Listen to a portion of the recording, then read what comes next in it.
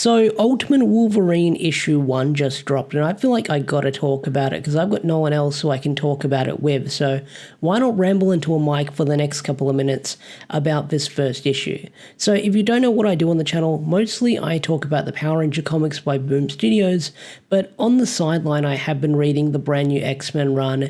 I've been reading Ultimate Spider-Man, which I've been loving every month. Ultimate Spider-Man is killing it, and I can't wait for issue 13 that drops later this month because issue 12 ended on a crazy cliffhanger. But last year in October, I believe, we got the reveal of Ultimate Wolverine, where Wolverine is the Winter Soldier. And as soon as they announced this, I was like, this is a really cool concept. I can't wait to see what they're going to do with this, because although I've fallen off Ultimate X-Men by Peach Momoko, I still love her artwork. Her artwork is always beautiful to see. When she did a couple of Power Ranger variants back in the day, those were amazing. And not only that, I always try and grab her artwork on Marvel Snap if I've got enough gold saved up, but also she's doing artwork for the One Piece cards, and Peach Momoko does some really great artwork. But although I've fallen off Ultimate Black Panther and Ultimate X-Men, I'll probably pick them up in trade back form and start binge reading them later down the line. Ultimate Spider-Man is where it's at for me, because that always grabs me every freaking month. But this new idea of Wolverine being the Winter Soldier, I can't wait to see what they're going to do with it, because issue 1 hooks you instantly. Although this was set up like a couple of months ago with Marvel Year 1 In, or 1 year in, or Ultimate Universe 1 year in, whatever it's called, where we got the prologue at the end of that book where you sort of see the Maker with Colossus and Magic and Omega Red, or Red Omega. You see them all forming an alliance where it's become like Eurasia, where Europe and Asia have joined forces and they've kind of taken over the world, I guess.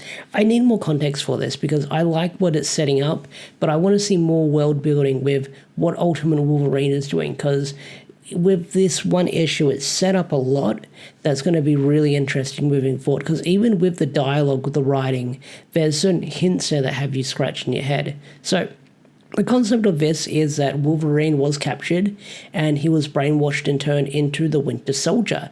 And his main outfit looks really freaking amazing. I mean, it's the Winter Soldier fused with the classic Wolverine suit with the red and black. And whenever you have like red and black on the suit, it always looks really freaking sleek. So Ultimate Wolverine's design is really freaking amazing. But the whole concept of this first issue is you have Winter Soldier Wolverine going on this mission. And on this mission, he goes into a church to kill a bunch of soldiers. And two of the main oppositions he ends up facing off against is Nightcrawler and Mystique. And spoilers if you haven't read it, Wolverine just wastes them really quickly. Like, apparently they were built up to be like this big threat with all, like, within the promotion and the artwork. I'm guessing I didn't follow too much of that, but they get wasted really freaking quickly. I mean, you have Mystique turning into Colossus and Wolverine just goes for the neck and just kills her instantly. And then you have this scene with Nightcrawler where he's jumping all over the place, teleporting all over the place, and Wolverine just does a Lord Draken on him and just impales him through the chest, and it is brutal. These guys get wasted right away, and it's a shame to see them get killed off within the first issue, because these are two X-Men characters I really like. I like Nightcrawler, I like Mystique. I always enjoyed those characters, especially from someone who grew up watching the X-Men animated series from back in the day, and I loved the live action I love the live action, I nearly said the live action Netflix. I love the live action X-Men movies from back in the day. Like, they were really fun for me. Like, I still enjoy watching them. And those characters are some of my favorite characters, whatever rendition we get of them. I'm always a fan of them. And they get wasted really quickly within this first issue. But the artwork is really freaking amazing. And the artwork here is done by, I'm probably going to butcher your name and I do apologize, Alessandro Capicho? I do apologize if I butchered your name, but from what I've looked up on Twitter, they did the artwork for a Moon Knight run. I don't know how far back that Moon Knight run is, but I'll definitely have to check it out if the artwork is just as great as this one. And the writing is done by Chris Condon, which I don't know what Chris has worked on before, but I'll be sure to look up what Chris has worked on as well. But this first issue is really freaking solid, because even with the dialogue that you have in between the mission going on, there's this one scene where Colossus, Magic, and the scientist is talking, and one of the things they mention is they have a telepath mutant on them that they're probably experimenting on, or they can use as a backup if things don't go well with Wolverine. So one of the, no idea who the telepath can be. It could either be Cassandra Nova, Jean Grey, Professor X. It could be anyone when it comes to a telepath within the Marvel universe. I probably named the big three who it could be, but it could be any one of them. But not only that, having Wolverine as the Winter Soldier, and he's just this silent killer, makes him very intimidating. He makes him such a serious factor within this, so they've turned Wolverine into this ultimate killing weapon. And even the own soldiers are scared of him, because he's just sitting there, just staring, waiting for his mission to begin.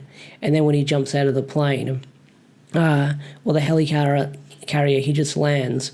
But then there's also these scenes where you just see bodies everywhere and blood everywhere, and that just shows how quickly he gets the job done when it comes to killing and assassinating people, which is really freaking brutal. So I can't wait to see how brutal this is going to get even more moving forward, and what happens as the story continues, because there's speculation that will Logan break through his brainwashing and then he'll start going on a killing spree against the Russians. Who knows? It's hard to say at this point, but this first issue leaves a really strong first impression, and I can't wait to see where it's going to go next with issue 2. So I'll definitely be keeping this on my monthly pull list, that is for sure. I'm definitely going to get it when it comes out in trade, because I really enjoyed this first issue, and it's definitely going to be something I'm going to be keeping up with monthly, that is for sure. Like I mentioned earlier, this is definitely going to be on my pull list, and I'm definitely going to keep following this monthly. Will I cover this series on the channel? I don't know. We'll see. It might be something I'll read on the side, but if I have really strong impressions that I want to talk about into a mic, then I probably will. So definitely stay tuned for that. But if you've read Ultimate Wolverine, what did you think of it? Did you love it? Did you hate it? Tell me in the comments section down below. I'd love to hear your thoughts and opinions. Hopefully I'll be back on track with the usual Power Rangers content. But like I said, if there's something I want to talk about on the channel, I'll probably talk about it on the channel, no doubt about it. So, with that said, I will catch you guys later. Peace out, take care, and I will see you guys in the next video. Bye.